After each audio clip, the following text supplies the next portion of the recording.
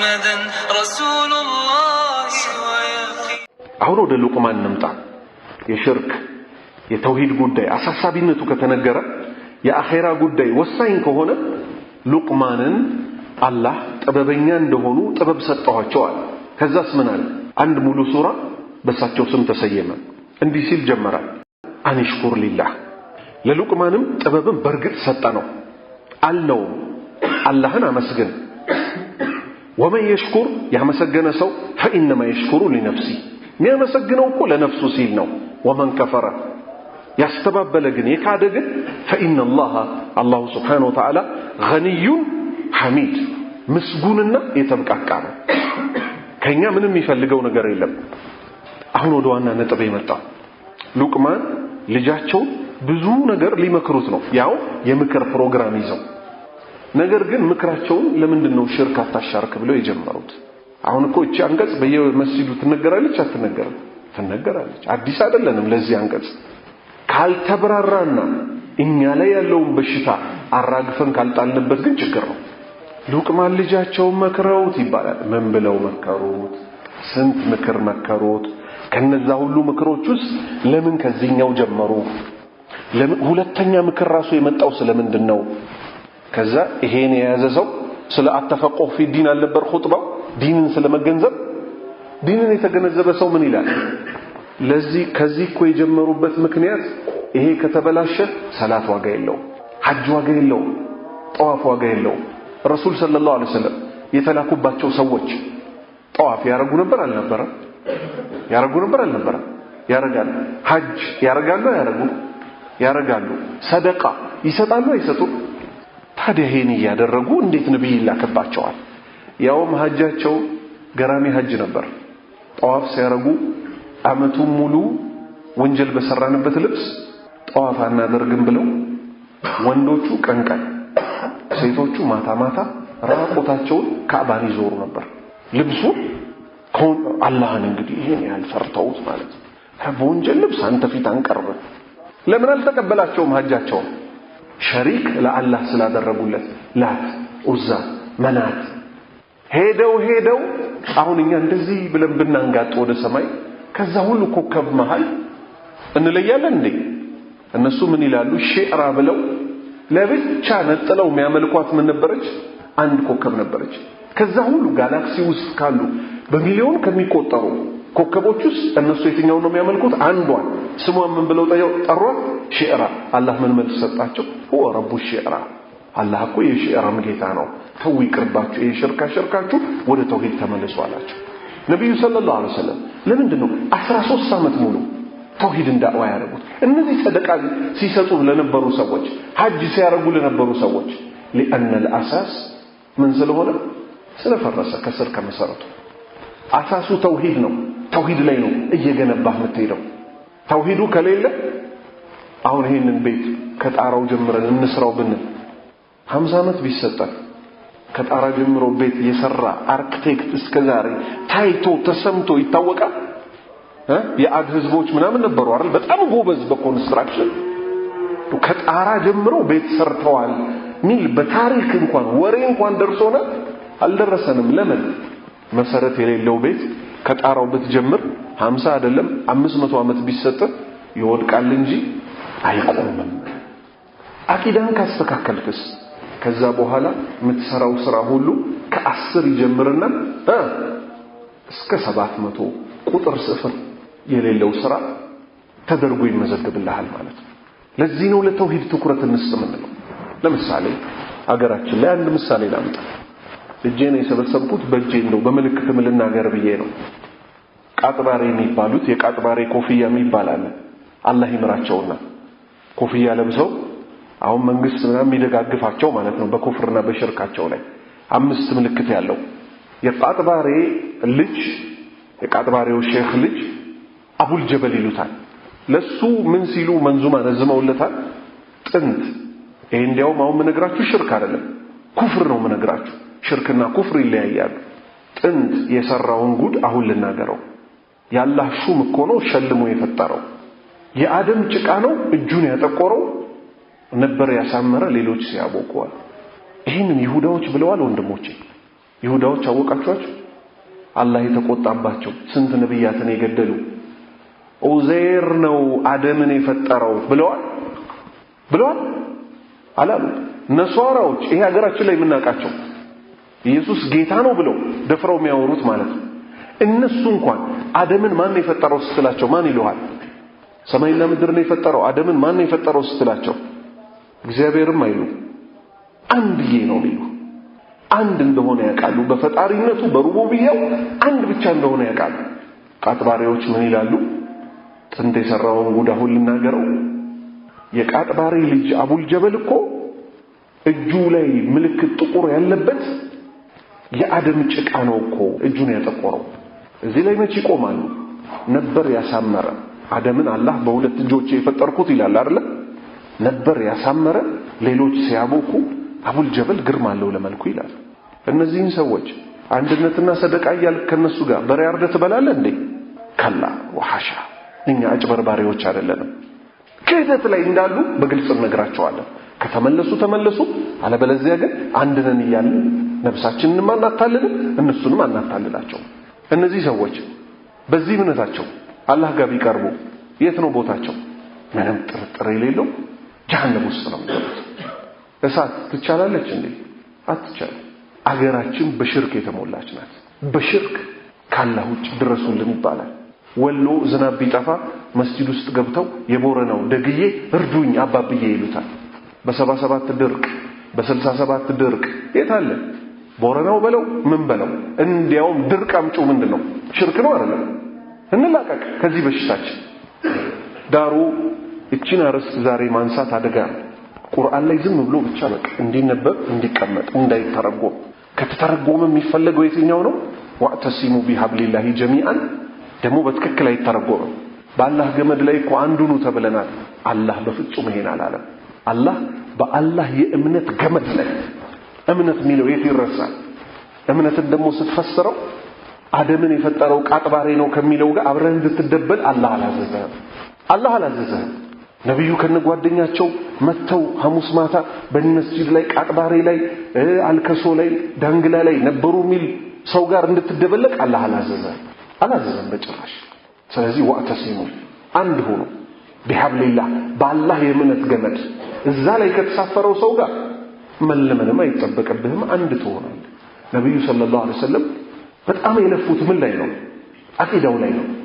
የአቂዳ ትምህርት ስትስተካከል ቢላል ጥቁርነቱን ማንም ሳያይ አንተ ሰይዱና እየተባለ አንተ እኮ የበላያችን መሪያችን ነህ እየተባለ እዚህ ምድር ላይ ሆኖ ትላንት ባሪያ እንዳልነበር ጀነት ላይ ኮቴው እየተሰማ የዛ ሁሉ ምርጥ ሷሃባዎች የነሱ ሙአዚን ሆኖ ተመረጠ።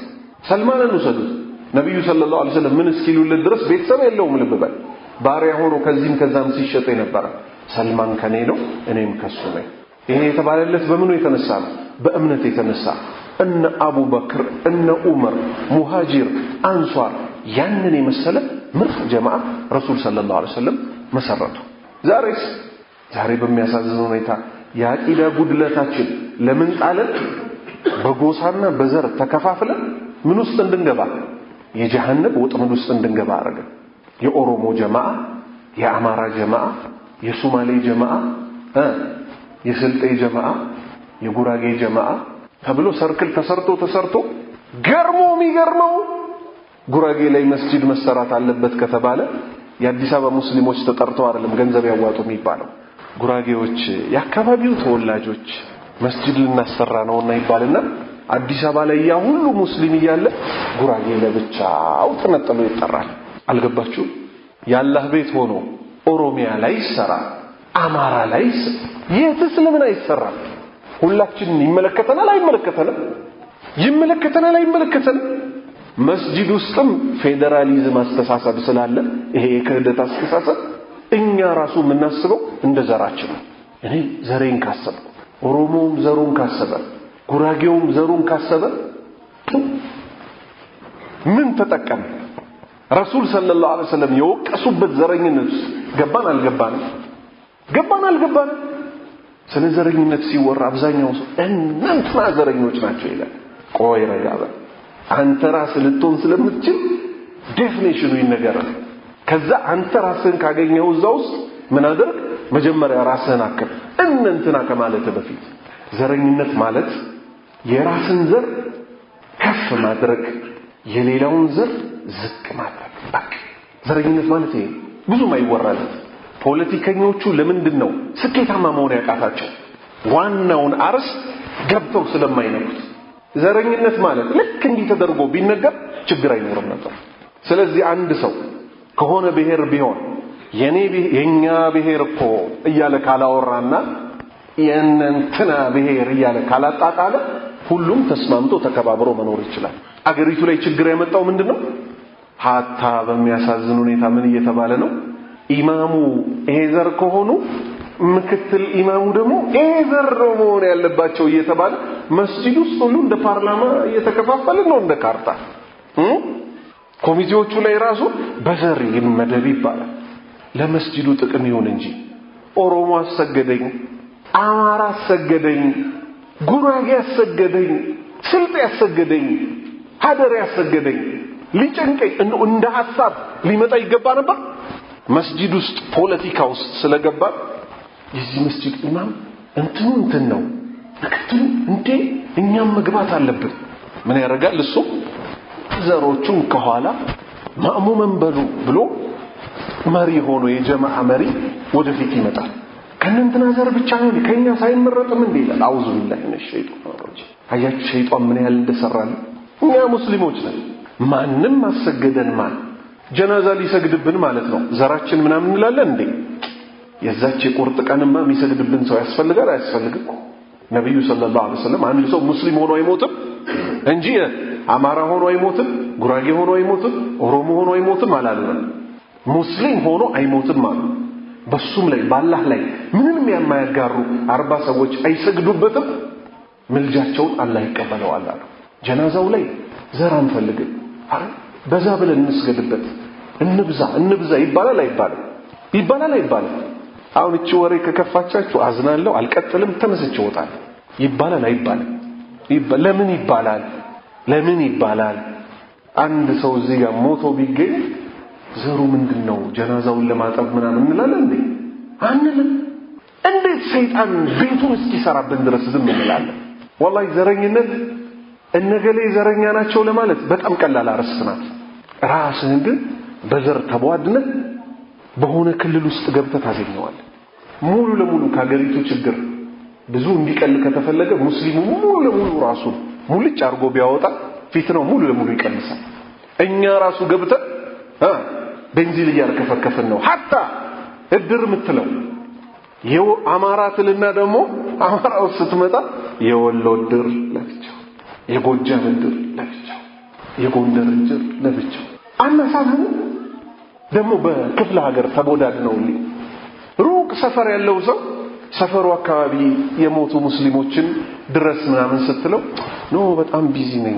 ቢሮ ሄዳለሁ ሚለው ሰውዬ ያገሩ ሰው ከሆነ ለምን 2 ሰዓት አይፈጅም የኛ ሰው ሞቷል የኛ ሰው ሹፍ የነማን ሰው እኮ የሚያስለቅስ ነበር ሙስሊም ወንድማችን አጥበን ጀናዛውን ሸኝተን እንድንቀብረው ነበር የተመከረው የኛ የሚባል ቡድን ስለሰራን ግን የኛ ሰው ምንለው መቼ ነው እስልምና በሚለው እኮ አይደለም ያውነቱን ማን እንነጋገር እንውጣ ግድ ይላችሁ ቃልወጣን ነጋላ ፊት ከባድ የሆነ ቅጣት አለ ማም ቃለ ሉቅማኑ ለብኒሂ ሉቅማን ለልጃቸው ባሉት ጊዜ ወሆ ያዒዱሁ እቺን ያዙልኝ የሚመክረው ሲሆን የምክር ቀን ተይዞ ማለት ነው ልጄ ልመክርህ ነው ለጥብቅ ጉዳይ ነው እንጂ መንገድ ላይ ሲያገኙት ምናምን አይደለም አያውም ያስይዘው ሲሪየስ የሆነ ፕሮግራም ተይዞ አባት አሁን ለልጁ ማግባት አለበት ምናምን ሊልሲ መንገድ ላይ ነው እንደሚነግረው አይደለም የቤተሰብ ጉባኤ ተጠርቶ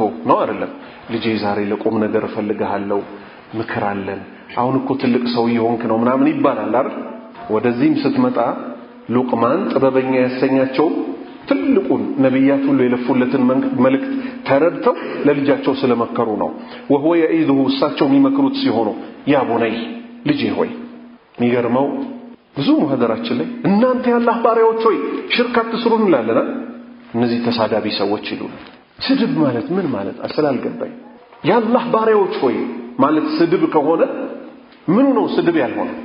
ሽርክ አትስሩ ተውሂድን ያዙ ማለት እንደምንድነው የሚወሰደው? ሰደቡን እኮ መሻይኾቻችንን ሰደቡብን ይላል። እደግመዋለሁ። አብሬት አይመለክም፣ ቃጥባሪ አይመለክም፣ ረሱል ሰለላሁ ዐለይሂ ወሰለም አይመለኩም። ስድብ ነው ይሄ? ስድብ ነው? ጅብሪል አይመለክም፣ ሚካኤል አይመለክም ስትል ባረከላሁ ፊክ ይላል። ከነ ጅብሪል ጋር የሆነ የግል ጠብ ያለን ይመስል ነብዩ ሰለላሁ ዐለይሂ ወሰለም ሊመለኩ አይገባም።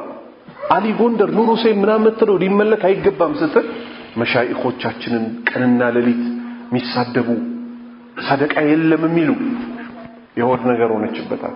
እኛ ምን ከለከለው ሰደቃ አለ? ድሆች መብላት ሲገባቸው ሆዳሞች ገብተው የየቲሙን ቤት ጭጭ የሚያረጉትን በደንብ እንቃወማለን። ለቅሶ ቤት ተብሎ የየቲም ቤት ገና ንብረት ተከፋፍሎ ሳያልቅ ህፃን ልጆች ባሉበት ዱዓ አድራጊ ተብለው 4-5 ሆነው እያሳረዱ ጫት እያስመጡ ቡና እያመጡ የሚበሉ የሚጠጡ አሉ የሉ?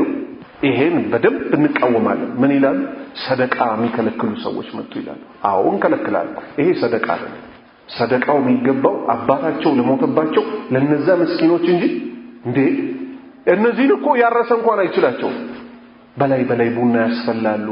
በየለቅሶ ቤቱ ሽንኩርት መላጥ የሚችል ስንት የወንድ ልጅ ወጣት እጅ ቁጭ ብሎ ቅጠል ይቀረጥስልኛል። ሴቶቹ በላይ ሽንኩርት ይፈልጣሉ፣ ያስፈጫሉ፣ እነዚህን ያበላሉ። ግጣም አርገው በልተው ዋናው ነገር አልቀረም እንዴ? ቀረኮ ይሆን ሲሉ ህዝቡ ይገባዋል፣ ገዝቶ ይመጣል። ይሄ ገንዘብ ለማን ነው የሚገባው? ይሄ ሰደቃ አባታቸው ጥሏቸው ለሄዳቸው ልጆች ነው አይደለም? ቀጥለው ደግሞ ምን ይላል? ሰለዋት የሚከለክሉ ሰዎች መጡ ይላል። አዎ ሰለዋትን እንከለክላለን። የትኛውን ብለ ጠይቀኛ? ለምሳሌ ቁል ሁወ አላሁ አሐድ አላሁ ሶመድ ደንሰንበት እናውቃለን? አናውቅ። አላሁመ ሰሊ እያሉ ወደ ላይ ከዘለሉስ ምን እንላለን? ዱዓ አላሁመ ማለት ምን ማለት ነው? አላህ ሆይ ማለት ነው አይደል? አላህ ሆይ ያለ እንዘላለን እንዴ? እንደዚህ እንላለን እንዴ? አላህ ሆይ ያለ አላህ ምን ስላለ? ኡድኡ ረበኩም ጌታችሁን ለምኑት፣ ተደሩአን ወኸፊያ ዝቅ ብላችሁ ተናንሳችኋል። ስለዚህኛ በሰለዋት የሚጨፍሩትን ሰዎች ይሄ ሰለዋት አይደለም የተከለከለ ነው እንላለን። ለምን? በሱብሃንአላህ ጨፍረው ስለማያውቁ። በማን ይጨፍራሉ? በነብዩ ሰለላሁ ዐለይሂ ወሰለም ስም። ከዛ ኢሽቅ ነው ደግሞ ይባላል። እንደምናየው እኮ እንዲህ ምናምን ሁሉ ይወዛወዛሉ። የትኛው ሱሐባ ነው? እንዲህ ሱሐባዎች ነብዩን በመውደድ የሚደርስባቸዋል? አይጠየቅም እኮ ጭራሽ እንደው ለውድድርም። እነሱ አንድም ቀን ይሄ እየተወራጩ እየጨፈሩ በሰለዋት ከዛ እንዲህ እየተገፋፉ ደግሞ አዲስ የመጣች ደግሞ ስታይል አለች። የሰርግ ቀን ይባልና ኋላኛው ወንበር ላይ መስኮቱ ይከፈታል። ሴቷም ወንዱም ከዛ አንዴ ወደዚህ ያስኬደዋል ሹፌሩ፣ አንዴ ወደዛ። አሁን ተፈጥፈጠው ቢሞቱ ማለት ነፍስ ማጥፋት ነው አይደለም? የቱ ጋር እንደተቀመጡ አልተረዳችሁኝ መሰለኝ። ይሄ እንደዚህ መስኮቱን አውርደው እጅ እንዲህ የምታስቀምጥበት ላይ እንዲህ ወጥቶ ይቀመጣል። ሰለዋት ይከፈታል። ከዛ ፍሬኑን ሲይዘው መኪናው ላይ እንዲህ ይዘላል። ከዛ አላሁመ ሰሊ ያሉ ነው ግን የሚዘሉት። አላሁመ ሰሊ ሲዘለልበት ማለት ነው። ልብ በል ነቢ ብሎ ይጮሃል። ከዛ አቡ ዛሬ እኮ ለነብዩ ያለን ኢሽቅ እኮ አውጣ ነው ይላል። የሆነውን አላህን ፍራ ሷሃባዎች እንዲያላረጉም ስትለው ዘፈን ከመክፈት ግን አይሻልም ይላል። ሚሻለውንም የሚመርጥልን ማን ነው? እሱ ሆኖ ተገኘ። ነብዩ ሰለላሁ ዐለይሂ ወሰለም ምን ብለው ሲያበቁ ባረከላሁ ለኩማ ወባረከ አለይኩማ ወጀመዐ በይነኩማ ፊ ኸይር አፍደሉ ዱዓ ፊ هذا اليوم ዱዓ ታደርግለታለህ ወንድማችን እንዲባርክለት ሚስቱን ይዞ እንዲሄድ። ዛሬ ተመልከት ይጨፈራል በዲን ስም። ይሄን ሁሉ ስንቃወም ህዝቡ ዘንድ ገልብጠው ያቀርቡታል። ሰለዋት ማይወዱ ሰደቃ የሚከለክሉ። ስለዚህ ይሄው ያላህ ባሪያዎች ሆይ ማለት ባጢልም ባጢል ነው ማለት ስድብ አይደለም። ያ ቡነየ ልጄ ሆይ ላ ትሽሪክ ቢላህ ባላህ ላይ አታጋራ። ኢነ ሽርክ እኮ ለዙልሙን ዐዚም ታላቅ በደል ነው አሉት። ባላህ ላይ ማጋራት ታላቅ በደል ነው።